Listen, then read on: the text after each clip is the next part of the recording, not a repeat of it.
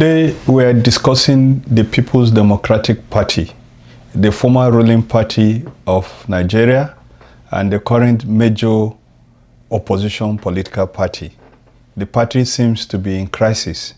It seems to be in some kind of commotion, which of course some people say is its name. That has been the story since it was formed in 1998 to wrest power from the military. This is the other side. My name is Rumande Shawulu. The founding fathers of the People's Democratic Party, namely Chief Solomon Lar, Alhaji Abubakar Barde, Dr. Iyorchia Ayu, and some other people came together to write a letter to then military head of state. It started with a group that comprised of 8 people. It moved to 15 and then 30-something people. The group was made up of people from all walks of life, and they were made up of people from different political backgrounds in Nigeria. There were people from the left-wing PRP, NEPU, the people led by Abubakar Remi. You had people like Chief Solomon Daushe Lab, and you had people from the NPN like Chief Alex Ikweme, who was vice president. Indeed, the only person in Nigeria who had proof that after he left office, his fortunes reduced. They came together with people like Adamu Cheroma, who were members of the NPC, the ruling party in the First Republic, people who were associated with the caliphate. And the major intention that they had at that time was just to get the military out of the way, because military rule had become old-fashioned. People did not like it again. And of course, we do know that as at that time, the military has so messed itself up with the annulment of the June 12th election.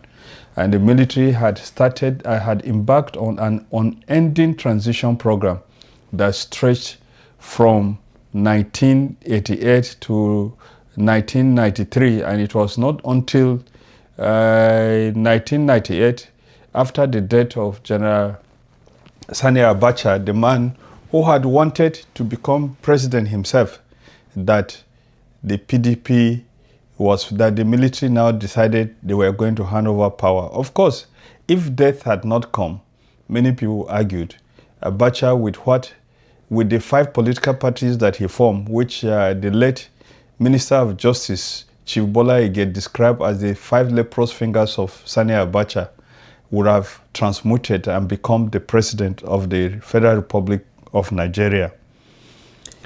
After the PDP was formed, it held its convention in Jos to select a presidential candidate. By that time, the military hierarchy, in conjunction with its international partners, had decided that it was necessary to have someone from a military background who would not threaten the outgoing strong military junta to become the head of state.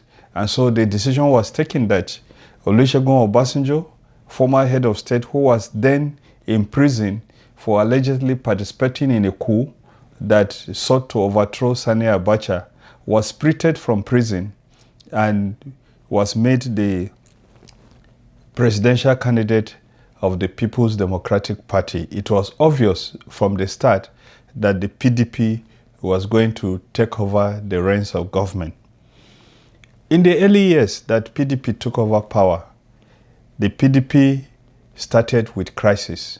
Not long after it was formed, leadership crisis started.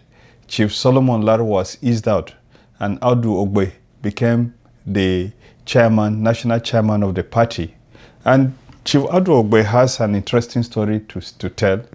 According to him, one day Obasanjo, the president, drove to his house, made his wife to cook pounded yam for him. After eating the pounded yam, Obasanjo brought out a paper and a pen and gave him to sign. And he saw the letter. The letter was his resignation as chairman of the party.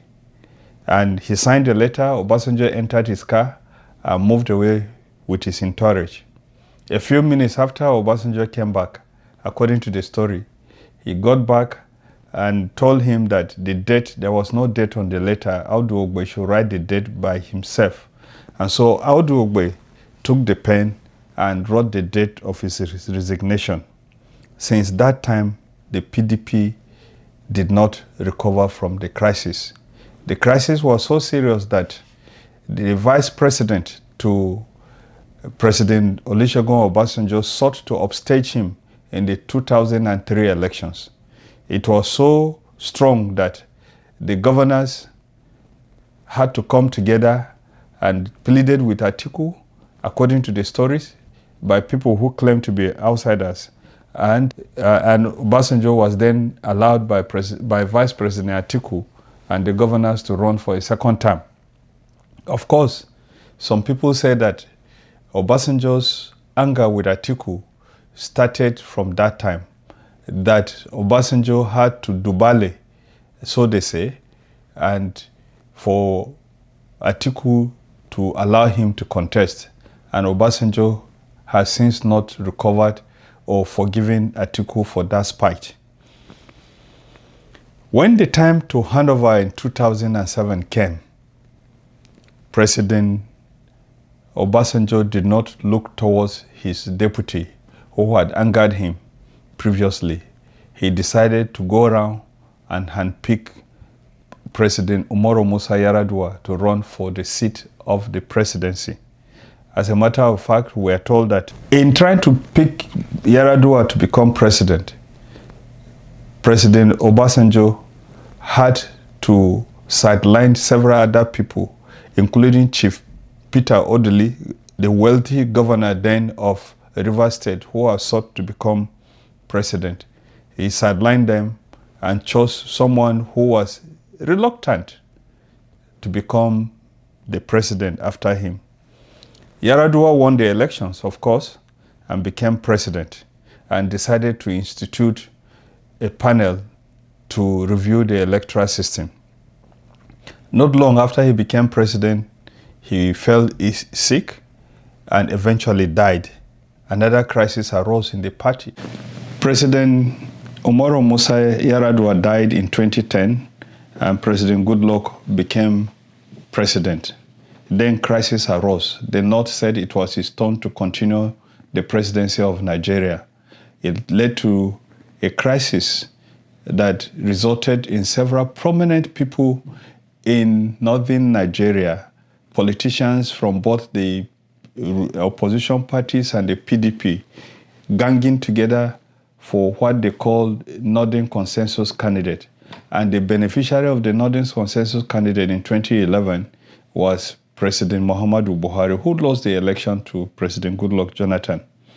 And of course, in 2012-2013, the crisis over why power should shift back to the North increased. It increased so much so that it became apparent that President Jonathan was going to have problems. 5 governors, 4 of them from the North, moved out of the party. Several political leaders moved out of the party. They teamed up with some people from groups led by President Muhammadu Buhari then, General Muhammadu Buhari, and Bola Tinubu, who was leader of the AC, to form the APC. And the APC defeated the PDP in the 2015 election. The PDP lost the 2015 election, and the crisis that ensued kept nagging, eating up the party, to the extent that we had people like Modu Sherif from the ANPP, from Borno State, which had never supported PDP in any election, come to become the chairman of the party. The crisis lingered on until Uche Secondus was made national chairman of the party. And of course, Uche Secondus now had problems with his governor in the state and was removed, and Ayocha Ayu was made chairman of the party.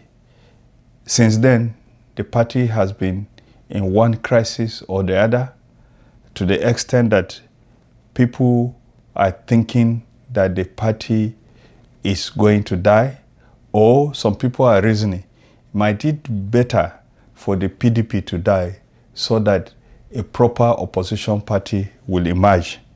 What are the factors that have led the party down this line? Several people mention several factors, and some of them include personal ambition, greed, and electoral losses, of course, that is resulting from the greed of party members, because the PDP has been arguably the major opposition to PDP.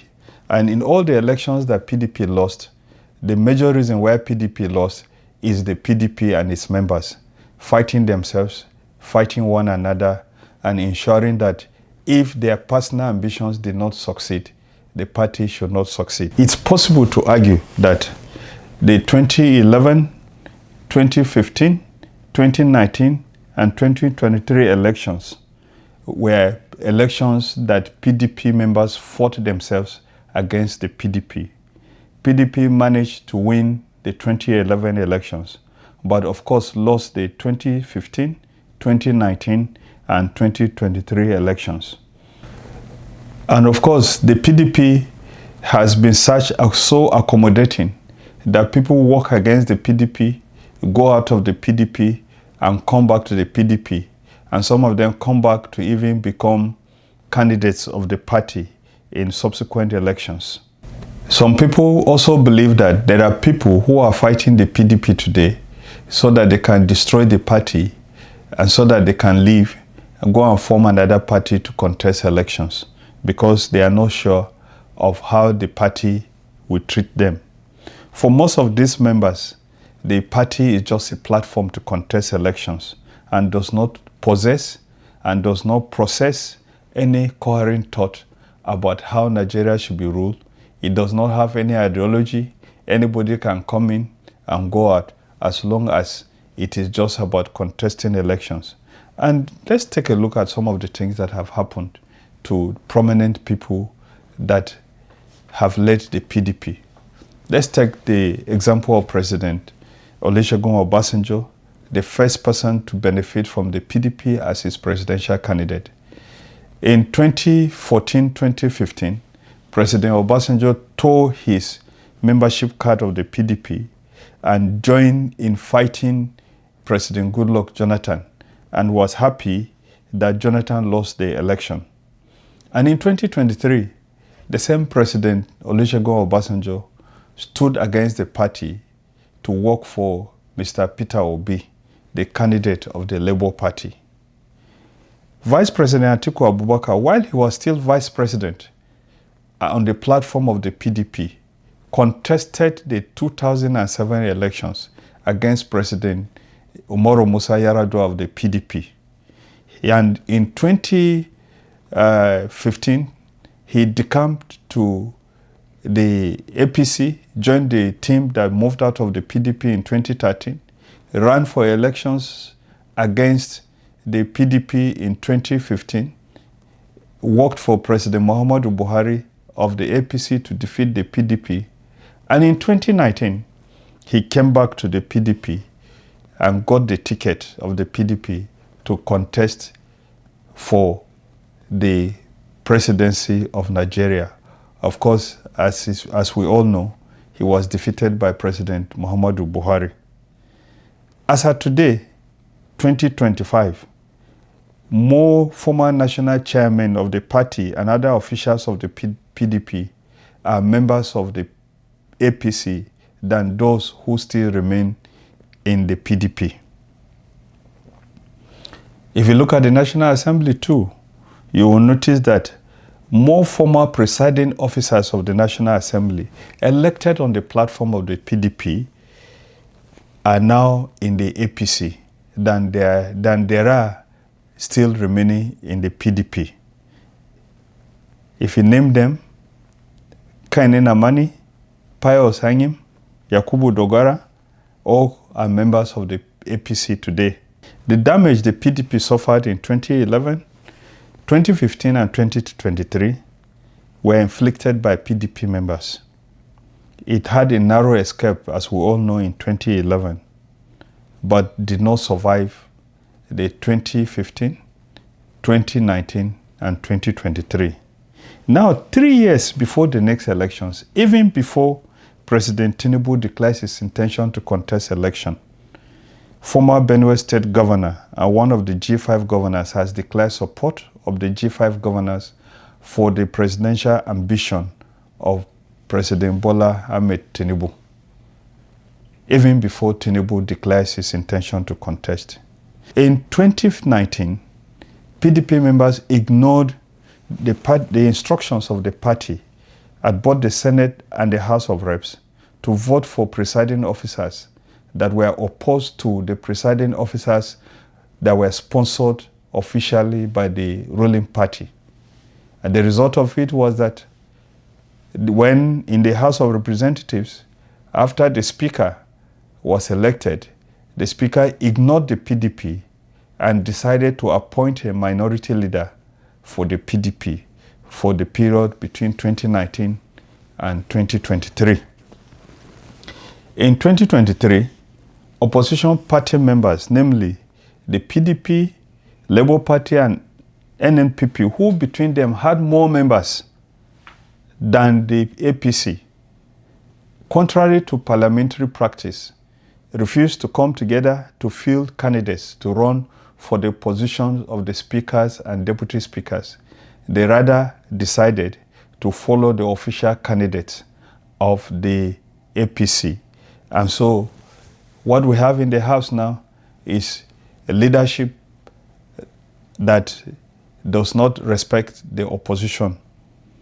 This division hurts and stunts democracy, and as well abridges the rights of people to choose. Is it possible that, having taken the military out, the PDP has lost the reason to exist?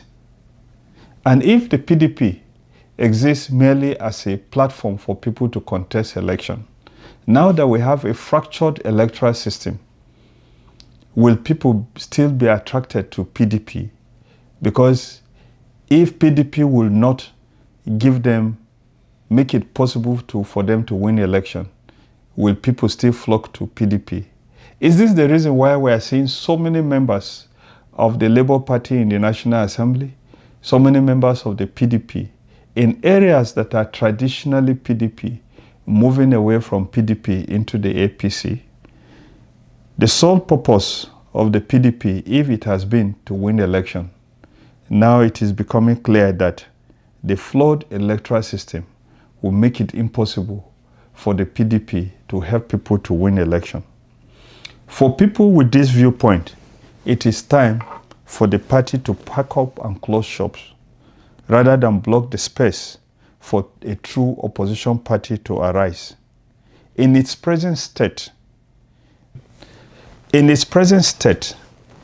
PDP makes what Vice President Atiku Abubakar's campaign song in 2007 said.